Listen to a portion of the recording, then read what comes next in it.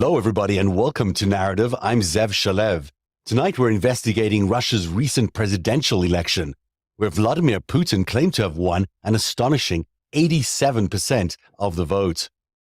But the reality behind this landslide victory is far from democratic. That's coming up tonight on Narativ.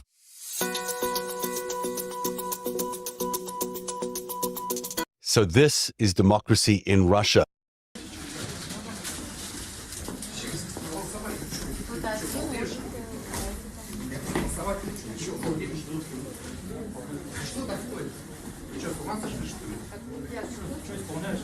Чего исполняешь телефон в руках? Что, с ума что ли сошли? Я что делаю? Ребята, бюллетень у него в руках. У меня бюллетень в руках, я проголосовать хочу. Слушайте. Ребята. Я проголосовать хочу. Чего меня схватили? Чего меня схватили? Я не порчу, я не порчу. Вы меня схватили. Я проголосовать. You're seeing video of police forcefully dragging a voter out of the voting booth. What's really noticeable here is that the voters are allowed into the booths, but they must be kept open. There's actually a prohibition on closing the curtains behind voters. And there's always a law enforcement officer watching and a camera shooting everything you do inside the booth, and certainly who you're voting for. No credible opposition candidate was allowed to stand. Putin's main rival, of course, Alexei Navalny, died in a penal colony just last month in the weeks leading up to the election. And in a rare mention of his critic by name, Putin confirmed reports that he had explored exchanging Navalny for prisoners who were held in the West, but only on the condition that he never returned to Russia. That's right, in Putin's democracy, there can be no opposition leaders actually inside Russia. The international community has swiftly condemned the election as neither free nor fair. But the sham election is just one part of a larger picture of Vladimir Putin's war on democracy. Over here in the United States of America, in recent weeks, we've been exposing how Russia has been able to capture the House speakership, or at least the person who's currently in that position, Mike Johnson, who is almost certainly a Russian asset. Mike Johnson's Russian ties have left Ukraine in a precarious position as they are awaiting United States military aid, which is being blocked by the House Speaker. This can only be viewed as a strategic move by Putin to undermine American democracy and influence. But it doesn't even stop there. The Republican National Committee's recent appointment of Christina Bobbs, a former reporter from the fringe pro-Trump broadcaster One American News. She has a history of promoting conspiracy theories and working tirelessly to subvert the 2020 election. The RNC's new leadership, including Trump's daughter-in-law, Lara Trump, as co-chair, ally Michael Whatley as chair, and campaign advisor Chris Lasivita as chief of staff. This consolidation of power within the GOP is particularly alarming, given Trump's own ties to Russia. Just this week, he announced the return of Paul Manafort, a move that raises serious concerns about foreign influence in American politics. This is a prime example of how Russia has been able to infiltrate and manipulate the highest levels of the Republican Party, of the leading candidate for president, and indeed of the House speakership. Putin's influence extends far beyond the GOP as well, reaching into key social media platforms and media outlets, with Elon Musk at the helm of Twitter and Rupert Murdoch's Fox News consistently pushing pro-Russian narratives. Russian influence and control goes even further. Last week, we shared with you how over the years, the Russians have exploited anti-abortion and anti-LGBTQ sentiment to infiltrate evangelical churches. This strategic move has allowed Putin to tap into a powerful base of conservative voters and further polarize the American electorate. But perhaps the most alarming thing that could happen under a Trump presidency is the increased likelihood of a global conflict. We're far more likely to see a World War III. That's because Trump has already signaled that the United States under him will remain neutral in the face of Russia's European expansionism. So if Putin wants to attack Poland, Lithuania, or any other country in Eastern Europe, it's fine with Donald Trump. As we confront the reality of Putin's influence on American politics and society, it is crucial that we remain vigilant in exposing those connections and working to safeguard our democratic institutions. The stakes could not be higher, and the future of our nation hangs in the balance. To help us unpack these complex issues, we are joined tonight by Olga Lautman, a non-resident senior fellow at the Center for European Policy Analysis. Olga is the creator and co-host of the Kremlin File podcast. Oh, hey, it's Zev here. I've been really craving those mouth-watering tacos from my favorite local spot up the street here, but dining out is tough to do. It's hard to find the time, the energy, and let's face it, the money to try and explore these new restaurants all the time. So that's where Cook Unity comes in. It's the first chef-to-you service that delivers locally sourced restaurant quality meals right to your doorstep every week. Now, I recently tried Cook Unity myself and was blown away. I can still taste the grilled salmon with roasted vegetables that I had still now. The chicken parmesan was also really amazing, and both were absolutely delicious, as good as any meal I've had eating out. The best part, there's no cooking required. These meals are handcrafted by award-winning chefs using fresh, sustainable ingredients and delivered right to you. With Cook Unity, you can get chef-quality meals at home for a fraction of the cost of dining out. There are hundreds of dishes to choose from, with options for every dietary preference, from vegan, paleo, gluten-free, you name it, they have it.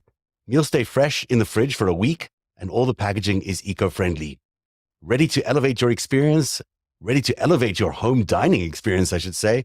Go to cookunity.com. That's cookunity.com / and this is the important part, put this code in, REACH. That's cookunity.com / REACH, REACH. At the checkout for 50% off for the first week. That's cookunity.com / REACH, REACH.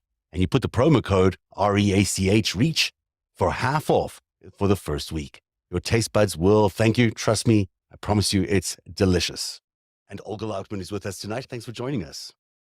I am good. It's a busy time. I'm very thankful you're here tonight to share some of your insights, because there are so many. Let's start talking about the election in particular, the sham election. I don't even know why we call it an election, but that thing that Vladimir Putin put on for spectacle this last weekend, and really for the last few months, is over, and we have some sort of resolution. He is going to remain the president of Russia, very predictably. What did you think of where does this leave him in terms of the Russian people? Does he actually gain anything out of this election sham, or is it just a rubber stamp?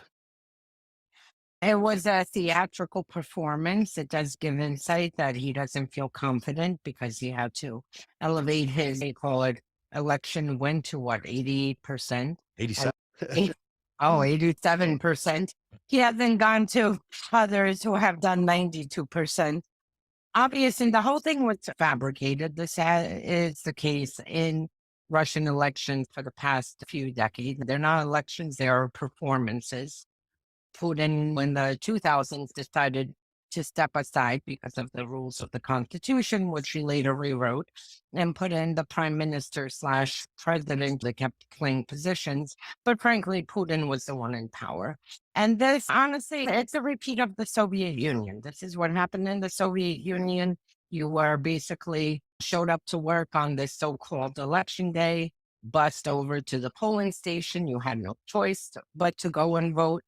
You had the one candidate that you had to vote for. Putin did create a drop of a difference with illusion by offering a choice of candidates, but they're all candidates that are handpicked and approved by the Kremlin. Yeah. So opposition to him, or anyone who was going to propose real opposition to him, was not allowed to run, or in Navalny's case, landed up dead. I mean, there wasn't really an opposition there at all. It was just vote for me or these other guys I will disagree with a little bit.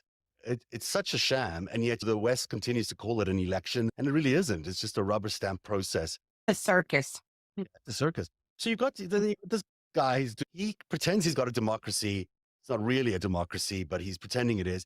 So instead of fixing his very broken democracy, because he's not really interested in doing that, he's now going to try and change the meaning of democracy everywhere in the world by installing yet again, or attempting to install yet again, another puppet in the United States. And Donald Trump now, with all our insights looking backwards, it certainly was an asset during the White House to Russia. And even before that, we all knew he was going to be that. And he confirmed our worst suspicions.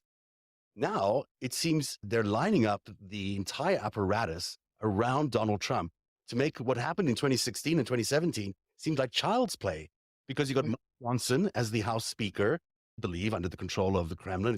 Looks to be like that, and there's a lot of evidence to suggest that's the case. You've got Christina Bobb, who's clearly a Russian operative, who's now in charge of election integrity, of all things, at the GOP. And on top of that, You've got Paul Manafort now being rumored to return to the Trump campaign, which is also another Russian asset. They're doing this out in the open. And it's in a democracy, when you've got control over the executive and you've got control over the legislative, which is what you have when you've got the House Speaker, you have the whole thing. You have dictatorship that you're looking for. What are your thoughts about that strategy? Is that really what he's doing? Is that Putin's plan, is to really take over the United States, and is Americans as foolish to go for this as it seems they might? I hope no. Look, Russia's plan is to overthrow democracy. This, I don't even know what it is. Banditism with genocidal aspects to it. This regime is way more deadly than at least the one in the 80s. But yeah, they want to overturn democracy across the globe. This is what they have focused on. You see them running malign influence operations across the globe. You see them participating in deadly coups, particularly in Africa. We see what they did to keep Assad, which is another one of their puppets in Syria, in power by massacring close to 500,000, anywhere between 500,000 to 750,000 Syrians. So this is the plan. They want every democratic country to be democracy to be destroyed and to turn, and they want to have the power in the world. They want to be the superpower. As far as with 2016, they picked Trump. It was very clear, that they wanted to get Trump into power. They succeeded. They ran a multifaceted operations against us, everywhere from disinformation, hacking to pretty much the Cambridge Analytica operation. Everything that you could think of, they pulled out of their playbook. They were priming it since 2008. In 2008, after Barack Obama was elected, this is when they saw that there were divisions forming in U.S., particularly around rates, something again from the KGB playbook. And they decided that they were going to, this is the perfect opportunity to get in and to cause major divisions. So you see what happened in 2016 and how many people became loyal to Trump within that year that he was campaigning, his supporters, but they were already primed for it. They were indoctrinated for at least the past decade from social media. This time it's going to be 10 times worse because right now, Putin's only choice is to have Trump back in the White House. That is his only choice because he is losing the war, his genocidal war in Ukraine. U.S. is continuing, even though right now we're stalled, but we have been very key in providing support for Ukraine. We've been key in building the coalition around Ukraine. And in order for Putin to get Ukraine, he needs Biden out of the way. So we are going to see what will happen this year. It's going to make, like you said, 2016 child's play. And we will have it coming from several directions. I've been warning, I've been seeing signs that Hungary may be used as a cutout. And interestingly enough, you just saw Orban come to the White House, not to the White House, to Mar-a-Lago. And America needs to be prepared. Everybody needs to vote and make sure that Trump never, ever sees this White House because he really is the biggest danger America has ever faced in its history. It really is amazing that we are finding ourselves at this moment where we are going to rely on just this election and maybe the military. Those are the last two things standing that can maybe save America. The justice system has really failed America. It's infuriating. Yeah, it is. It's infuriating, but it's also, people do, as you point out, people really need to start understanding how serious this is. And they also need to understand that Trump is not some savior, and certainly Russia are not any friends of America. And that what they're doing this year with the amount of operatives in place that they're putting in place, and clearly a disinformation campaign, which is they're very good at. You and I both know how good they are at dismantling and building narratives that are completely untrue. We've seen it with Hunter Biden, which got all the way to the GOP in committee. These are things that are created out of Russian disinformation operations in Moscow and then fed to these people, and they've blindly taken it to Congress. And it says to And me, I just want to correct you on one thing. With the Hunter Biden, what makes it even more dangerous is the fact this wasn't fed to Giuliani, who was the main person.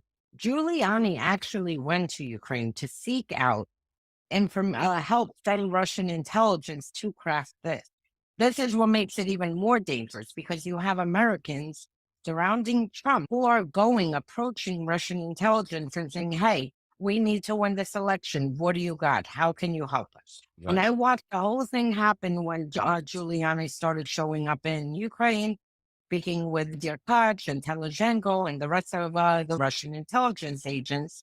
And that's what makes it like so much more dangerous when it's Americans approaching a foreign adversary who wants to destroy us in order for their own personal gain. So you believe that Giuliani was made the approach to them and they weren't making the approach to him? Absolutely. He's the one who flew to Ukraine. He's the one who tried to get connected to Derkach. He is the one everyone knew in Ukraine who Derkach is. Work with our collaborators of Russian intelligence, and that they're also work with mafia. And this goes to the now deceased father. So he is the one who pressured Dirk, asked him for help to pressure to open a criminal case in Ukraine. And they actually went as far as opening a criminal case with this corrupt judge. Luckily, it moved nowhere. They took the steps, which is even more dangerous than if you're sitting in the Trump campaign, run out for coffee, and some Russian intelligence operative approaches you in the deli. He's like, hey, I can help you with something.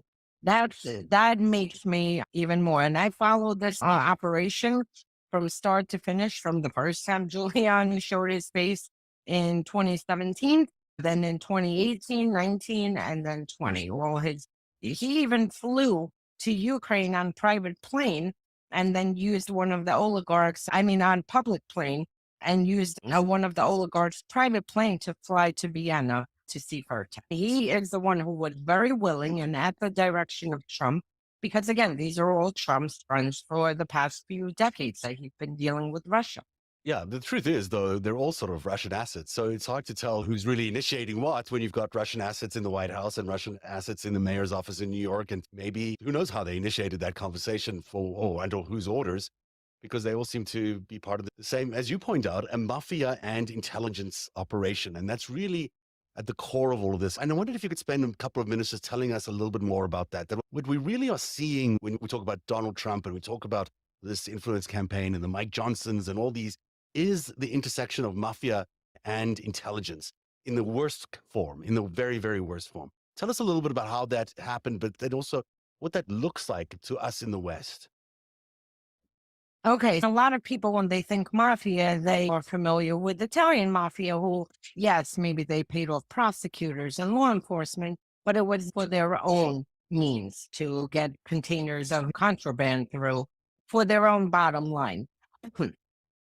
With Russia, because there is no line between the Kremlin, intelligence services, and organized crime, they all operate together. In a case where a Russian mafia figure approaches and starts doing with a business with a Western individual, that information will be fed back to Russian intelligence services, and automatically you have compromise. When I first started looking at Trump, his dealings to Russian mafia go back to the 1980s.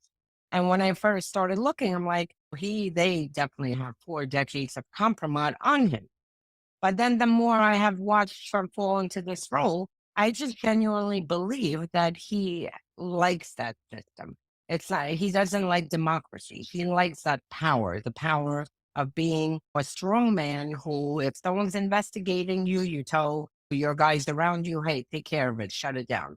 It doesn't matter if they're killed, murdered, jailed, whichever way it's shut down, as long as it's shut down.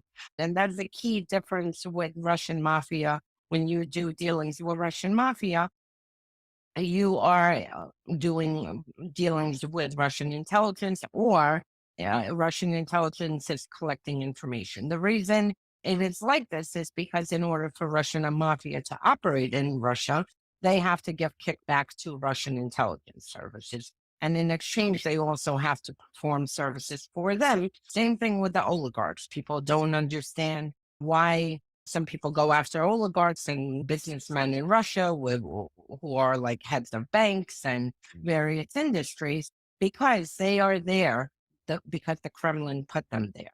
And the Kremlin gives them orders. Your job is to move money to fund this operation, or maybe they won't even tell them, but your job is to move and fund an operation, get this money from here to America in order to interfere in the same thing with co-opting people, because you have Russian mafia who co-opted Trump through his real estate, money laundering, and more criminal activities. And then you have the oligarchs who use their yachts to invite politicians, former defense ministers, and other government officials, and people within the country that has influence to influence foreign policy.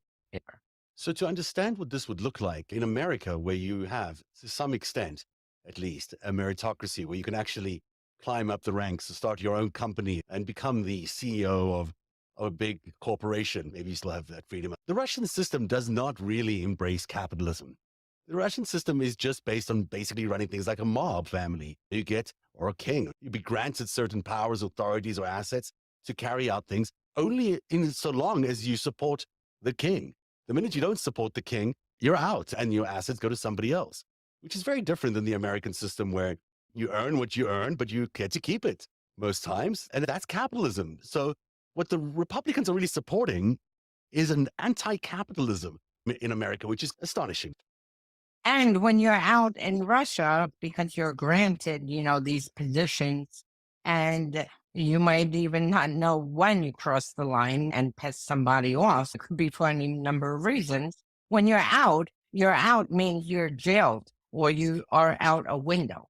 It's not that, oh, sorry, can you sign this resignation and have a nice life?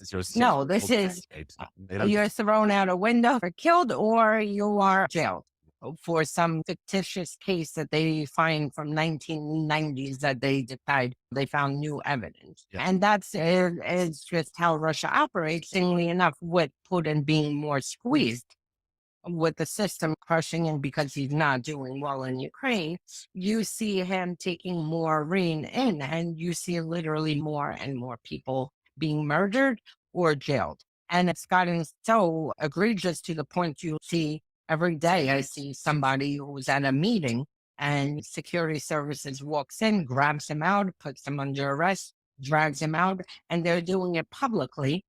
I don't think that guy did anything. He's part of the system. But the point is that he wouldn't understand why that decision was made, that suddenly he had to be removed. And this is becoming a very common thing, like beyond common now. So if people understand what Russian democracy looks like, that's what it looks like. It looks like no real meritocracy, no opportunity to gain your own careers and to build your own fortune, and then no opposition in any way. You can't really speak out against Putin. And if you do, even if you go and do a funeral, like we saw with Navalny, that becomes an issue. People can get arrested for going to see a funeral, to go to a funeral. So there's so much there that I don't think Americans realize, certainly red state Americans do not realize what supporting Russia and supporting Trump really means. It means an end to everything that we know of as American, and not only our freedom of our bodies and all of that, which is in some cases why many of them vote because they don't like abortion or whatever, but it means everything changes. You can't be yourself. You don't have individual freedom. You don't have individual control over your futures, your businesses, your livelihoods, your families, and anything could happen to you at any time if you cross the line. It's a system built on ultimate fear. That's exactly it. And it's fear and hatred. And you saw from 2016, when Trump came down the escalator, that he specifically tapped into the darkest of America, the darkest emotions, the darkest hatred, the darkest fears, in order to divide the country. And this is what dictators do. They want to divide the country. They want to divide families. And you mentioned Paul Manafort. Paul Manafort showed up in Ukraine under the direction of Russia's security services, because he's been working with Russia's intelligence services and oligarchs for over 2 decades now. Yeah. He showed up in Ukraine and it was a little bit before the Orange Revolution. This is why I was so shocked to see what was happening here. During the first few years, you suddenly had this hatred and anger and people fighting with each other, and no one could understand what was happening. Like, why is suddenly everybody so angry? Why is everyone so divided? And it came out to be that Paul Manafort, with Russia's intelligence services and other operatives, Kalimnik, that he was working with very closely, who he plucked out from Moscow, that they were carrying out operations of division. And the whole thing is to divide family, to cause paranoia, to stoke hatred and fear. And this is exactly what happened in 2015. And now, if you look at the country, you don't recognize it. 2015 January does not look like 2015 now, with people who can't even come together for a simple thing. I dread to think if a foreign enemy dropped a bomb on New York, and you would have the South, celebrating? Oh, yay, some New Yorkers, libtards are dead. And this is not how it is, because the weaker we are internally, which is Russians, and it's not only Russia. China has picked up on this. China's running their operations. Iran is running their operations in U.S. The weaker and more divided we are here, the weaker we are on the global stage, and the easier we are to overthrow as a country and as a democracy. And I don't think people realize the danger. It's not just about, oh, stop attacking my candidate. This goes far worse than that. If your candidate was uniting everyone and people and trying to show opportunities for everyone, that's a different story. But even today, now he's yet again, touching on religion. And if you are Democrat, if you vote Democrat and are Jew, then you are a traitor basically to your religion and to Israel, which is another anti-Semitic trope. He has targeted everything that brings us together, including sports. Sports is the thing that you're not even supposed to talk about politics. And I remember for a few years, like, he turned sports into a political thing where people were fighting with each other. It's remarkable. The effect of the disinformation campaigns to polarize America has been remarkable. It has been so pernicious, set us on a path where the entire future of humanity really is at stake. We're not talking about just one American presidency, about one election. We're talking about the people of the world who rely on America to be that beacon on the hill, even if it isn't always that. And we're taking that hope away from them if we elected Donald Trump. And I don't think the resonance of how important that is landed. And I'm so glad that you're helping people understand how deeply significant it is that someone like Putin can have control over the entire American agenda. Because what happens if Donald Trump is in the White House next year? And what happens is then he gives NATO the boot, or whatever reason he gave the other day about allowing Russia to do whatever they wanted to in Eastern Europe. If he gives them that green light and basically stays impartial in that conflict, then we'll be in World War III. We will see Russia attack the Eastern European countries that used to be part of their Soviet Union. And there's no doubt about that. That is exactly what Trump has promised. It's what Viktor Orban has promised. And it's basically what Putin has promised. So they're not hiding any of these intentions. They will launch World War III if Donald Trump is elected president. 100%. They will definitely. I mean, look, Russia has never, made it a secret that, they want Ukraine, they want Moldova, they want Kazakhstan, they want the Baltic. They don't make it a secret. They've always said, we are bringing these countries back. Granted, it's been 30 plus years, and that's it. And people here try to explain it away and whatnot. But this is what they want. They have military plans for this for decades. The plan to launch the full-scale invasion against Ukraine. First of all, Russia invaded Ukraine in 2014. That plan, military plan, was leaked in 2008 by accident. And that had everything we see in 2014. They attempted in 2014 and were successful with illegally annexing Crimea, occupying Donbass. But they attempted to take Odessa. They attempted to take Kharkiv, and their plan was to go forward. They were stopped at that time.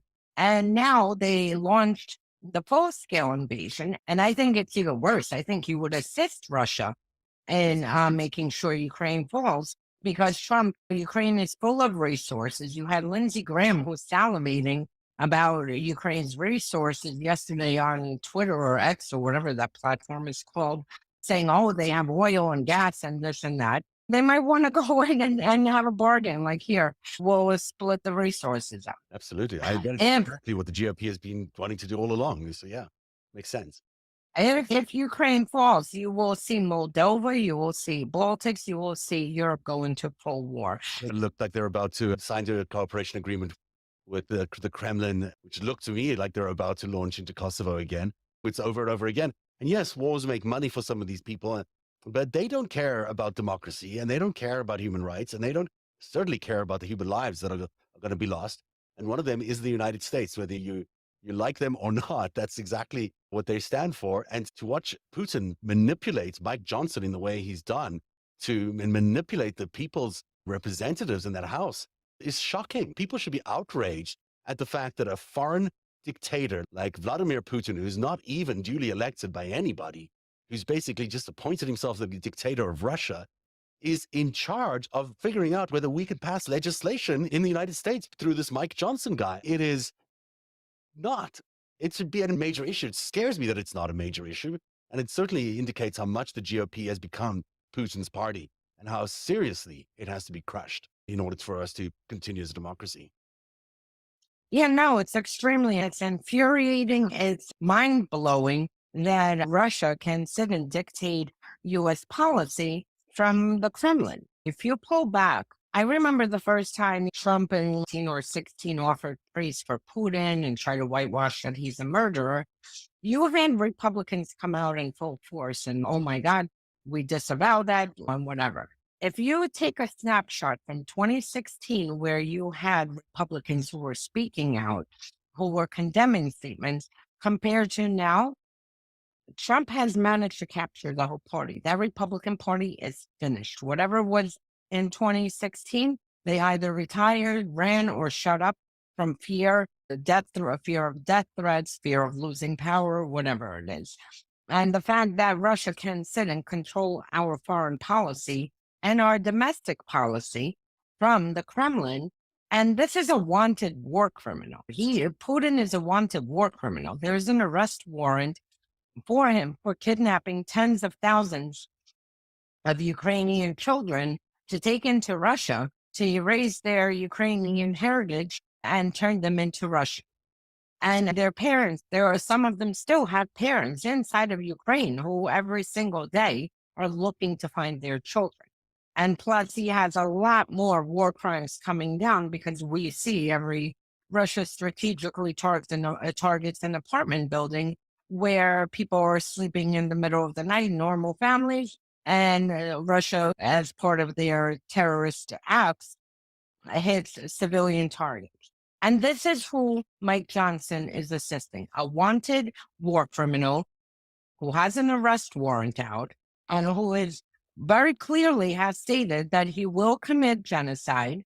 He is committing genocide, and that he will cleanse Ukraine from Ukrainians. What kind of Speaker of the House is that? Absolutely. It's not a very traditional speaker. It's a speaker who's been captured. And the more we realize that by being captured, the American votes that went into the last election have been nullified, basically, because no one voted for Mike Johnson to be the Russian figurehead in charge of the House. That's not what anyone voted for when they voted for the elections in the last round.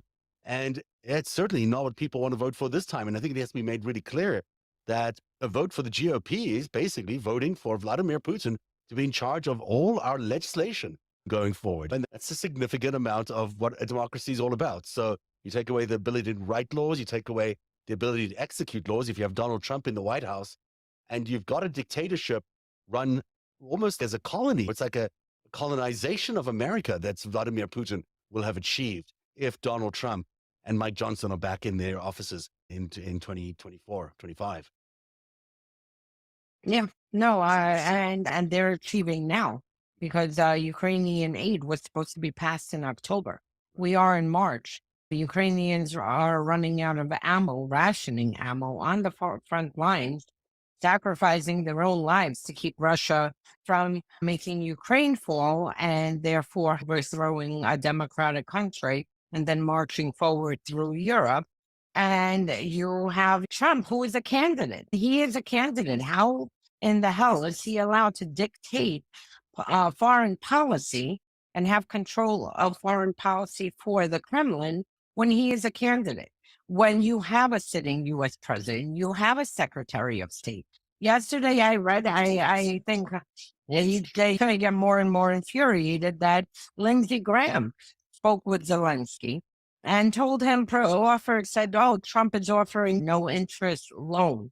Yeah. Who is Lindsey Graham to go and offer Zelensky any kind of a loan, any kind of suggestions of what Trump is offering when we have a Secretary of State, we have the State Department, we have the White House, we have a president and a vice president, and a National Security Council. So you are seeing them flaunt these democratic institutions and norms in order to go and do some kind of backroom deals. Look, there's not much difference between Russia and the Soviet Union, but there was a chance in the early 90s for Russia to take a different course.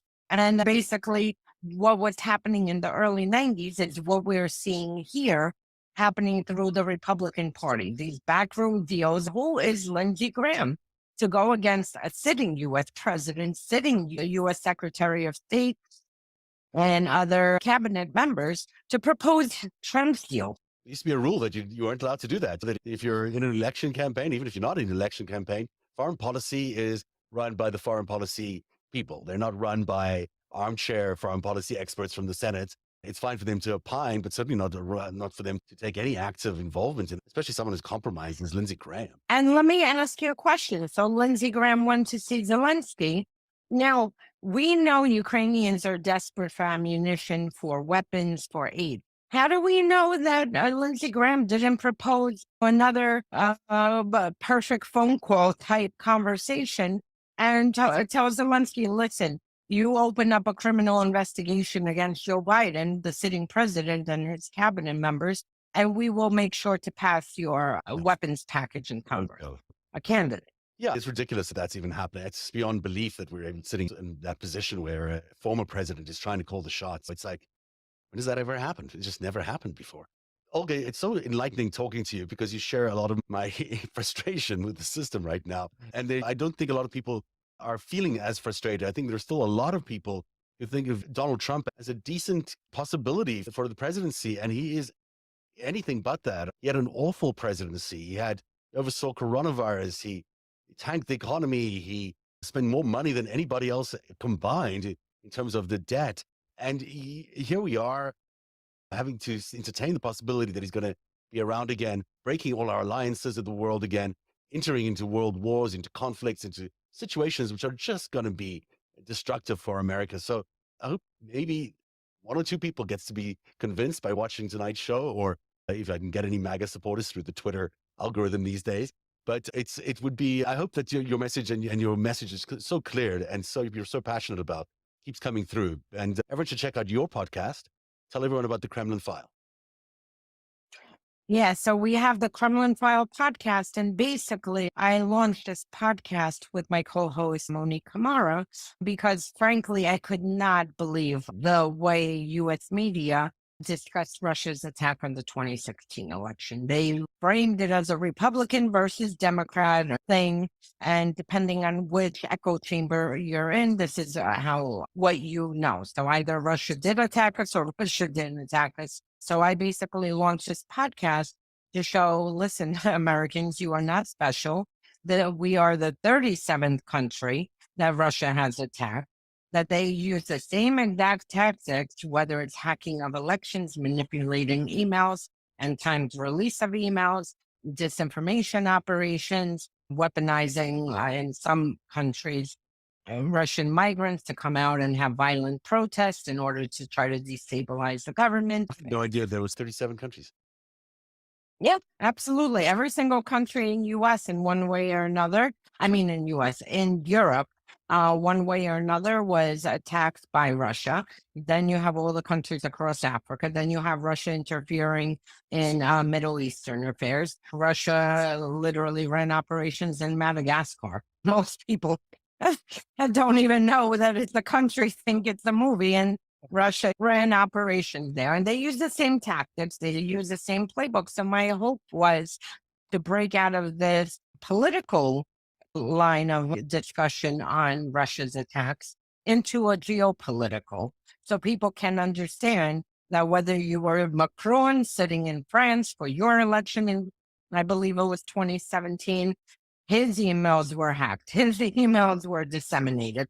They were sending money to the far right candidate Le Pen, just like here, he was supporting Trump. And they do this in every single country. So that was the purpose. And it also goes back to from the collapse of the Soviet Union and showing the comparisons between KGB, the current security services, which are pretty much KGB, and how they operate. It's an interesting podcast. Everyone should check it out. And I think your points there are very important, that people need to keep crystallizing in their head that this is it's not really just the GOP versus the Democratic Party here. It's Russia versus the Democratic Party, maybe some other countries too. But ultimately, it's a very different landscape than a typical election landscape. And the media does itself a disservice by not focusing on Russian efforts. And of course, they've been told to do that, but it certainly makes a difference that they don't do it. So thanks very much for joining us tonight, Olga. I really appreciate it. I hope you'll enjoy Thank the show. you. Is there anything else you want to talk about before we say goodbye? The only thing I can say is that as dark and difficult as things look and as polarized as we look, people still have a chance to stop the fall of our democracy. All you have to do is vote, make sure you help your neighbors vote, your family and friends, make sure they vote if they need help getting to the voting polls, because we still have, if Trump gets back into power, they keep talking about 28, there will be no 2028. You cannot have a dictator and have an election in 4 years like a democracy. Go ahead, sorry. No, that's the one point I want to make, that we have a chance to stop this. We can have disagreements over various issues, domestic issues and whatnot, but we have a chance to prevent the country from sliding into the hands of an authoritarian. Absolutely. And with it, the future of all of humanity. So this is a really crucial election. Everyone needs to be vote, especially in swing states, in red states. If you can convince a swing state voter to vote in a Democratic direction versus the GOP, you're winning a lot by being able to do that. If you have any family or friends or members of your community living in that part of the world, take a road trip by the time November comes and try to convince them. Olga Lautman, thank you so much for being on the show tonight. And we'll look forward to having you again on Narativ. Thank you.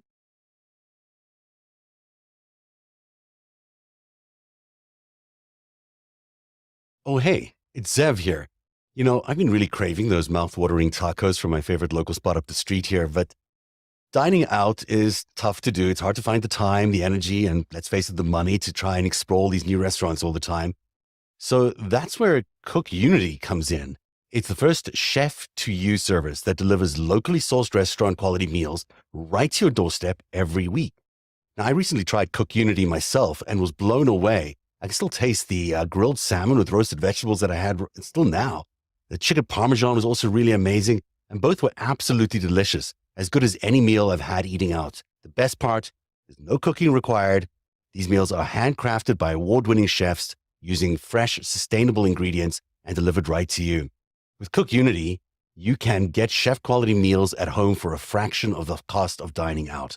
There are hundreds of dishes to choose from, with options for every dietary preference, from vegan, paleo, gluten-free, you name it, they have it.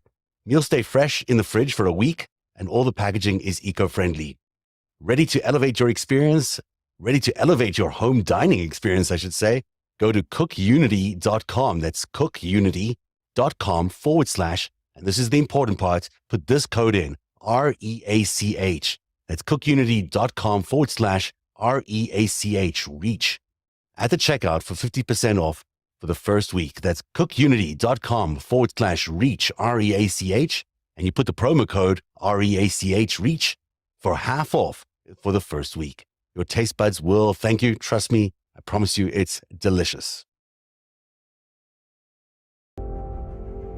One day, you'll tell the story of autocrats, crooks, and kings who came for our freedom.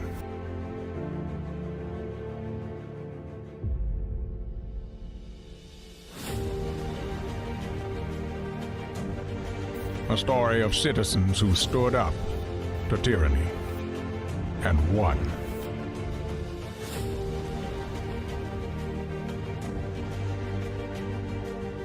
The people prevailed. and renewed an old vow to a more perfect union. And that was just the beginning. The story continues. Narativ, where truth lives.